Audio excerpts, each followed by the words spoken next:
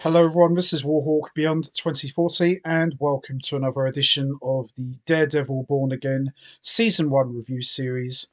And today I am going to be talking about Episode 7, Art for Art's Sake, which I have just finished watching.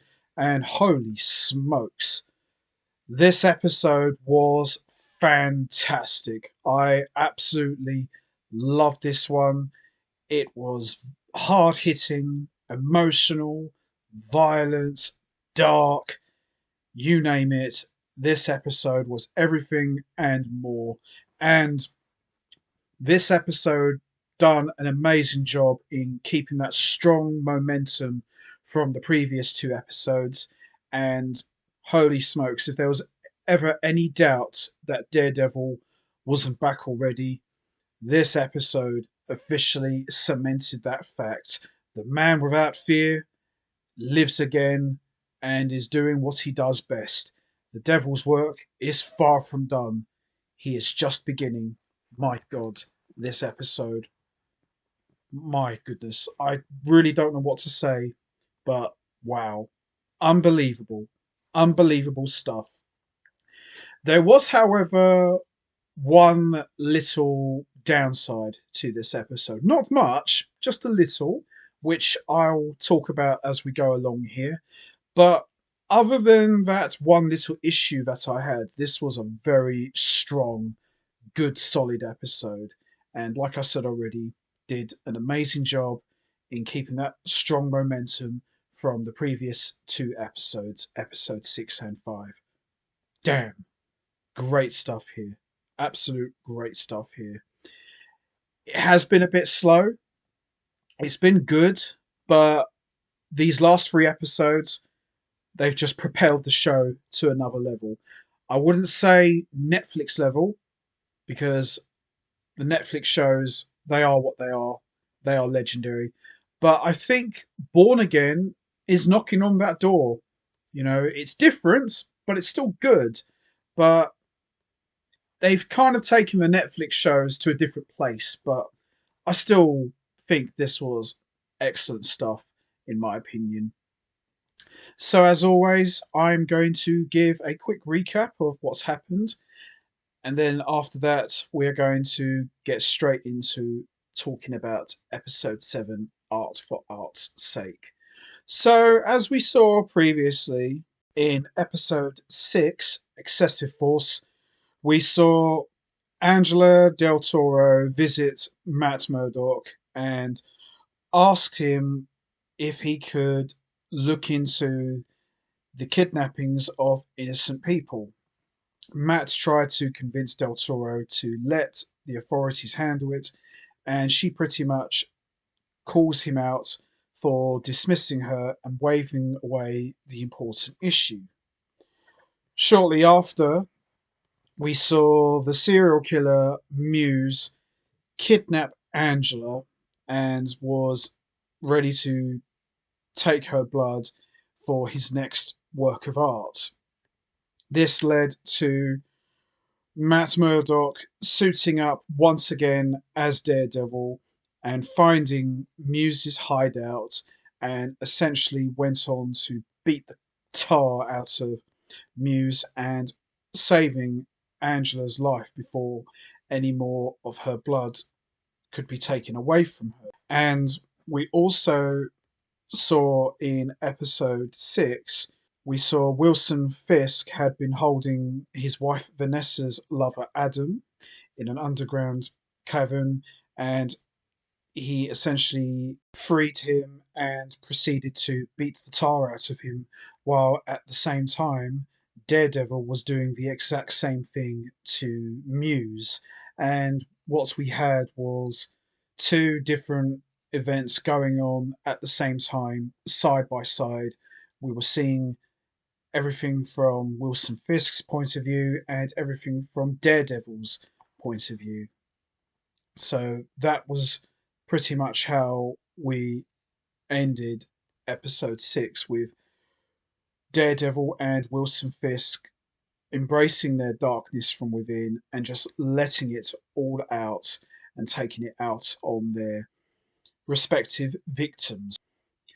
So, with that all said, let's not waste any more time. Let's get straight into it. Let's talk about episode 7, Art for Art's Sake.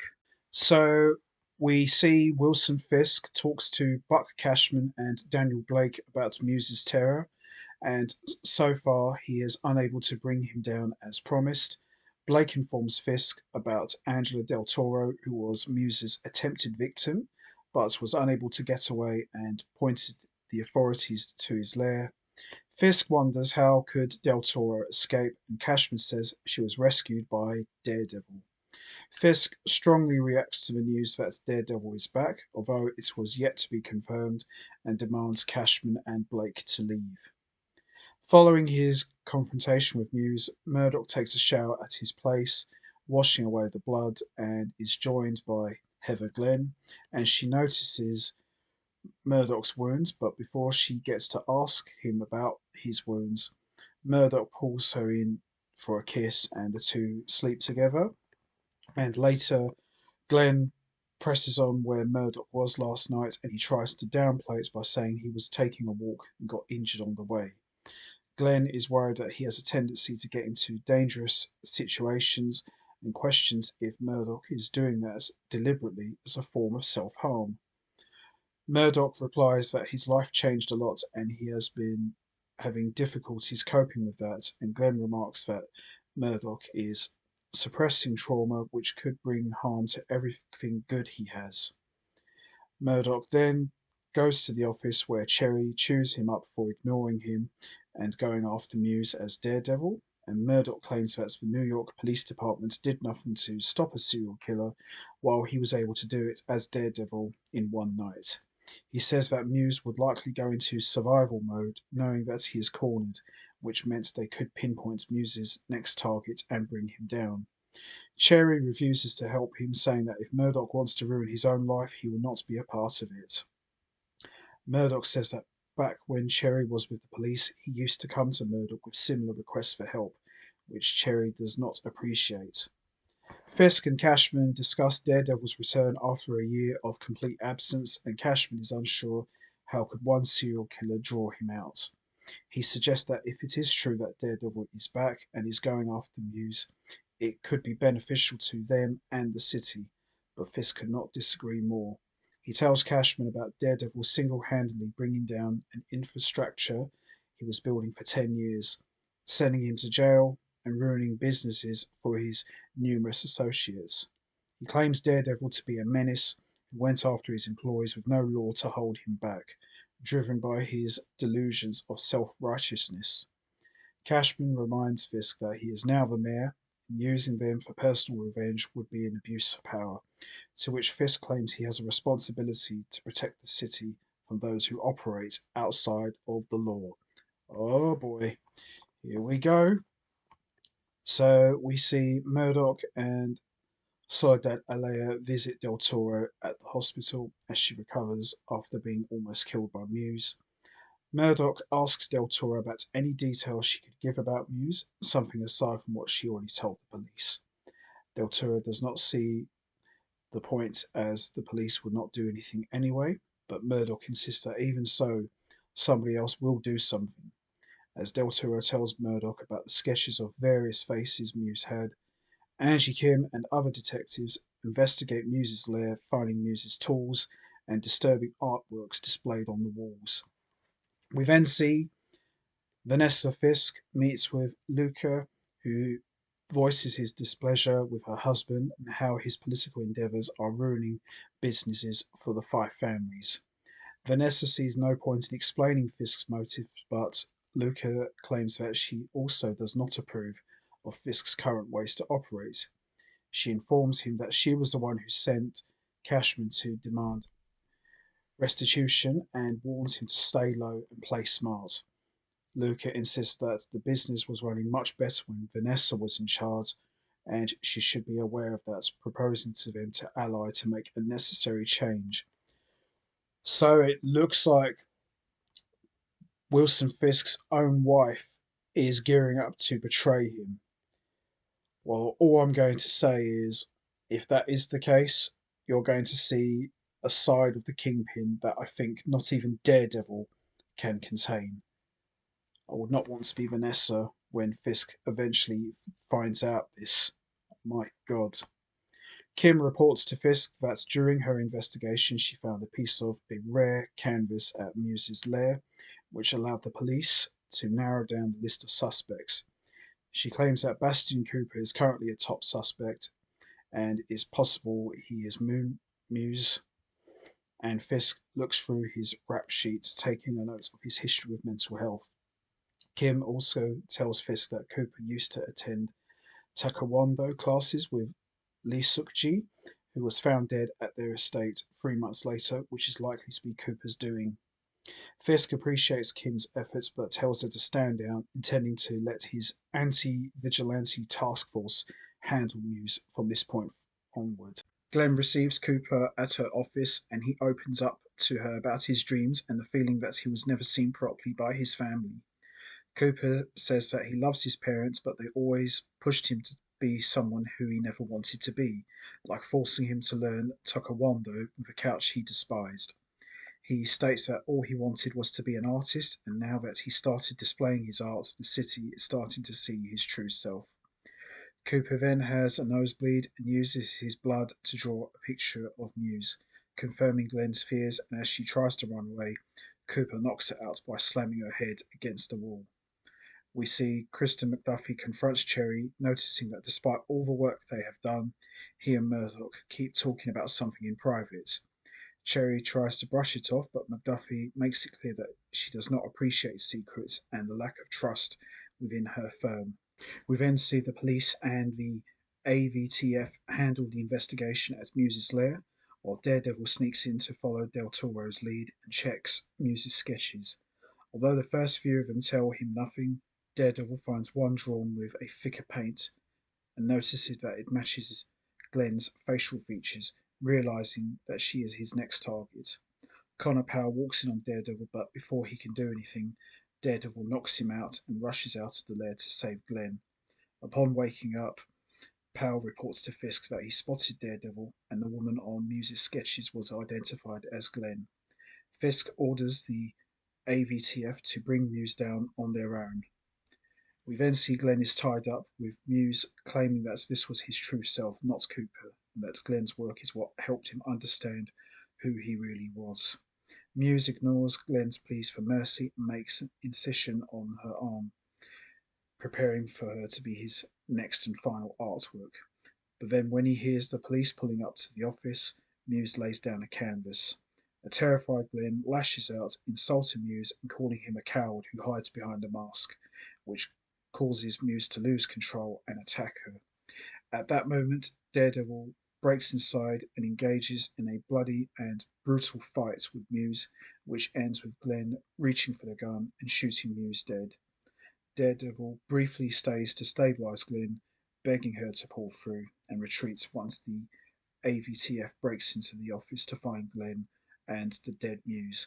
Now, this was the only thing I had an issue with. The fight scene was tremendous.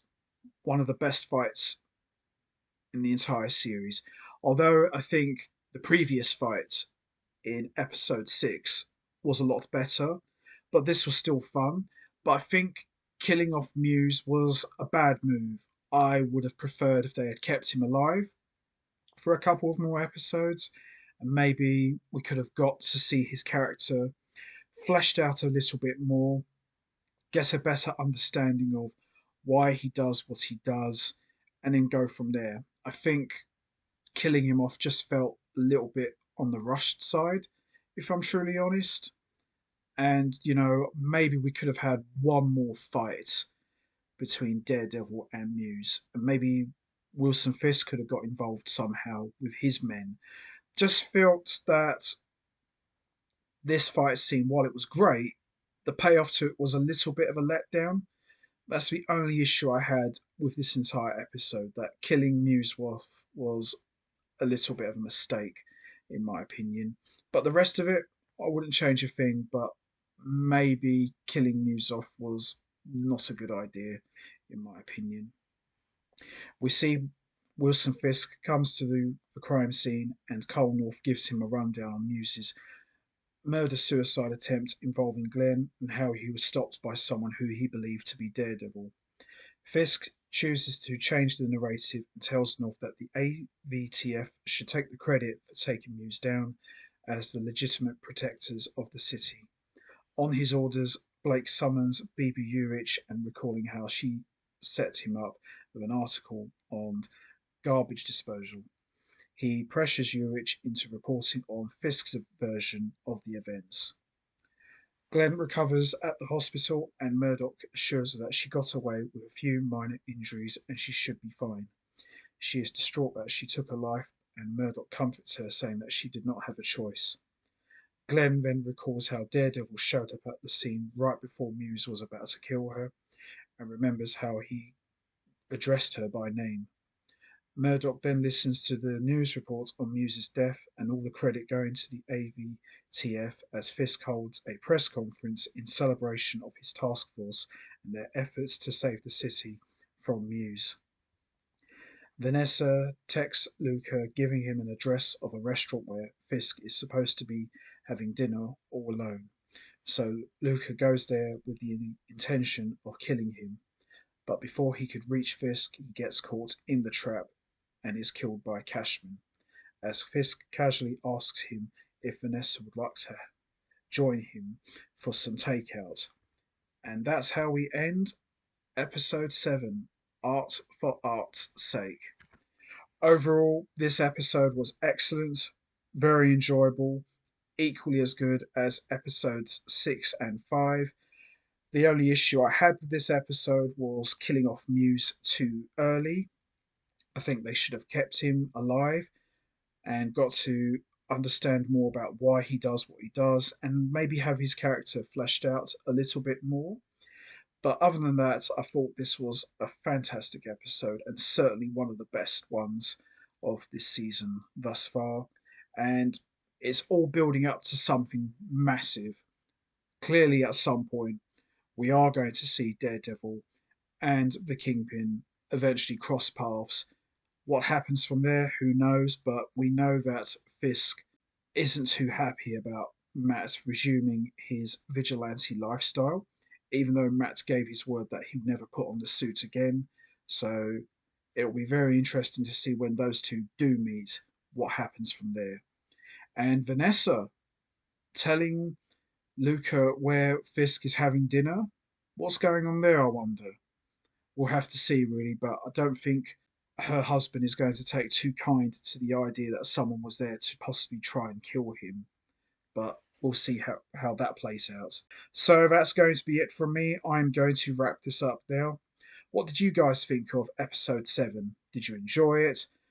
Do you think they killed off Muse too early? Do you think maybe they could have kept him alive? Do you think maybe we could have seen his character fleshed out a little bit more, perhaps? And also, how will Fisk react to the idea that his own wife sent Luca an address of where he was eating? What do you think he will do when he confronts Vanessa about this? You know what to do, guys. Hit the like button, hit the subscribe button, leave your thoughts and comments down below.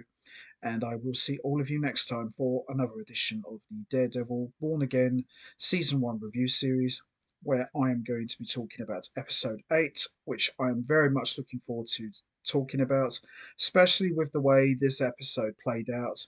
Should be very good, and I can't wait to see it. So until next time, take care, everybody, and stay safe. And once again, as always, much appreciated. Thanks for listening.